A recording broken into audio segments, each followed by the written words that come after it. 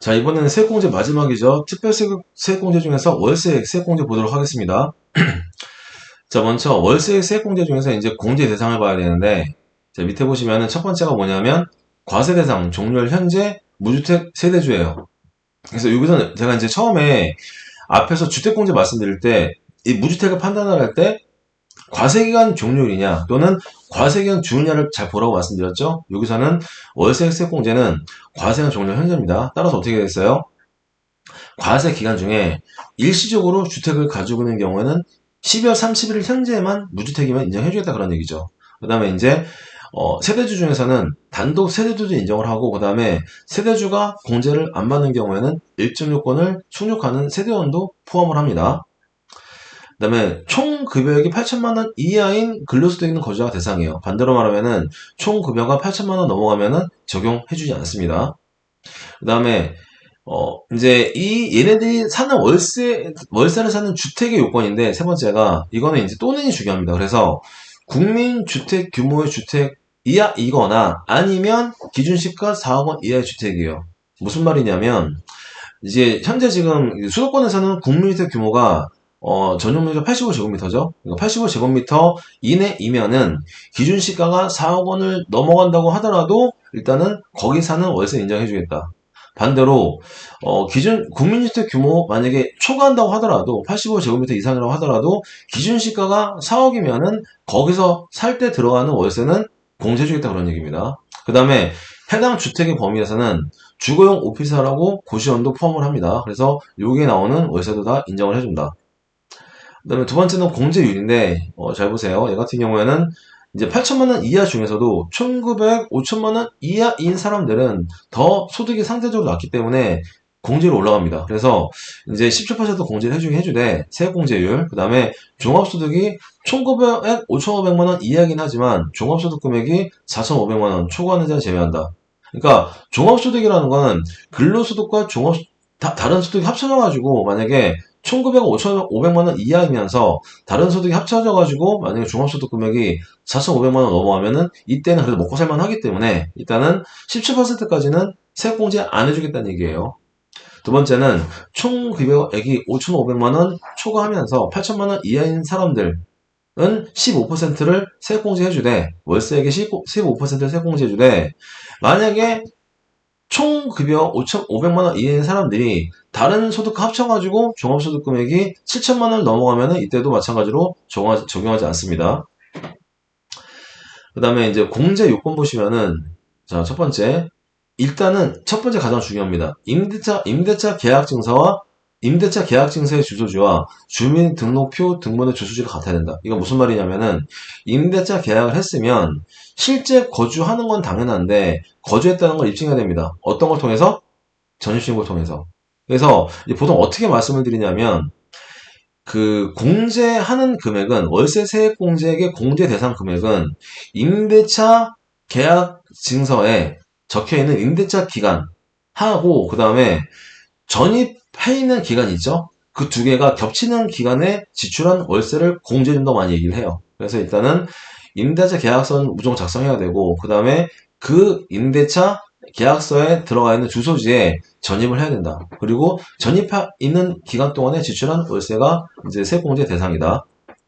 두 번째는 계약은 원래는 근로자가 직접 계약을 해야 되는데 근로자가 출근하고 나서 낮에 계약을 하면은 그때는 이제 근로자의 기본공제 대상자 배우자나 뭐 자녀 또는 부모님이 되겠죠. 그래서 직계존비속이나 배우자도 계약을 할 수가 있다. 다만 이 경우에는 계약은 기본 공제 대상자가 할 수가 있는데 실제로 월세액은 근로자 통장에서 나가야 돼요. 그래야지 실제 근로자 지출이 인정이 되기 때문에 월세액 세액공제를 인정받을 수가 있습니다.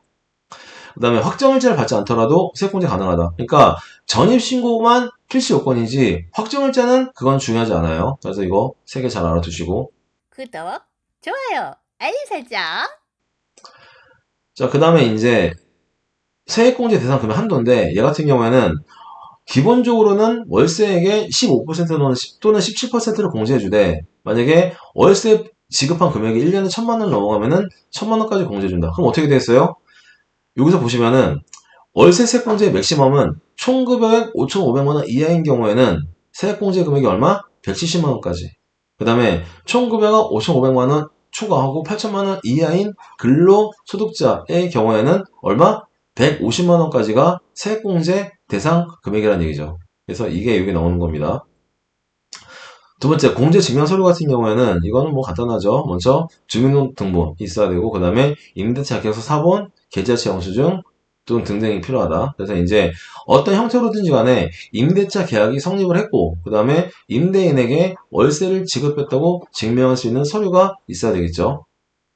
그 다음에 유의사항 보시면은, 첫 번째 보시면은 학교, 기숙사에서 거주하면서 월 임대료 내는 경우에는 기숙사 자체는 주택으로 보지 않아요. 그러니까 사택은 주택으로 보는데 기숙사는 주택으로 보지 않기 때문에 이 경우에는 월세세 공제 적용하지 못합니다. 두 번째는 직장 동료와 동거를 하면서 공동 명의로 월세 계약을 하고 그 다음에 각각 월세를 부담한 경우에는 이때는 그리고 이때는 이제 그 세대로 보지 않고 이때는 각각 별개의 세대로 간주하므로 각각 자기가 부담한 월세액에서 세액 공제가 가능하다. 그 다음에 마지막 보세요. 이건 뭐냐면 월세 계약을 했는데 보통 1년 계약을 하죠. 1년이 지나고 나서 이제 새로 계약을 연장을 하는데 계약서를 안 썼어. 왜냐하면 그 월세 계약서에 만약에 그 임대 기간 종료 이전에 3개월 동안 서로 별말이 없으면은 자동 1년 연장한다고 계약이 돼 있었으면 어떻게 될까요? 서로 그냥 집주인이나 이 세입자나 아무 말 없는 거야. 서로 만족하니까. 그러면 어떻게 되겠어요? 계약서 안 쓰더라도 자동으로 계약이 연장이 됩니다. 이건 뭐라고 부른다? 묵시적 계약 연장이라고 부른다. 그래서 만약에 새로 계약서를 갱신하지 않고 월세를 계속 납부하고 있는 경우에도 이때는 잠정적으로 계약이 유지해야 되는 거기 때문에 해당 지출하는 월세액에 대해서 세액공제 적용합니다. 그래서 여기까지가 이제 여러분들이 이제 보셔야 되는 월세액 세액공제예요. 자, 여기까지 여러분들 보셨으면은 일단은 연말 정산에 대한 가장 기초적인 내용들은 다 보셨습니다. 그래서 일단은 제가 이번에 강의를 준비하면서 포커싱은 어디에 맞췄냐면은 연말정산을 처음에 접하는 세무실무자 또는 연말정산에 이제 관심이 있는 일반 근로소득자를 대상으로 이제 강의를 드렸고, 아마 실제로 이제 이게 가장 기본적인 연말정산의 뼈대입니다. 뼈대고, 만약에 여기서 이제 실무적으로 또 깊이 들어가고 싶으시면은, 제가 이제 전체 강의를 풀로 강의해서 올린 게 미래경영 아카데미에 올라가 있어요. 그래서 거기서는 저의 연말정산 교재를 해가지고 한 12시간 동안 이제 강의를 했습니다. 그래서 그거 보시면은 국세청의 이제 질의, 사례, 그 다음에 예규 해설이 이제 중요한 것도 들어가 있고, 그 다음에 좀 더 상세하게 법조문에 대한 해석이 들어가 있어요. 그래서 이제 그 정도까지 보시면 연말정산은 아마 법해석에 대해서는 아마 거의 다 이제 이해할 수 있을 겁니다. 자, 일단은 연말정산이라는 게 뭐 상당히 중요하긴 한데, 원래 세법이 사람들한테 되게 별로 이렇게 재미있는 그런 분야는 아니죠. 그래서 일단 제가 내용이 충실하게, 그 다음에 가급적이면은 지루하지 않도록 이제 뭐 설명드리려고 했는데, 여러분들은 어떻게 들으셨는지 모르겠습니다. 일단 이 강의를 통해서 여러분들이 이번에 다가오는 연말정산을 무사히 그리고 잘 마무리하기를 기원드리겠습니다. 감사합니다.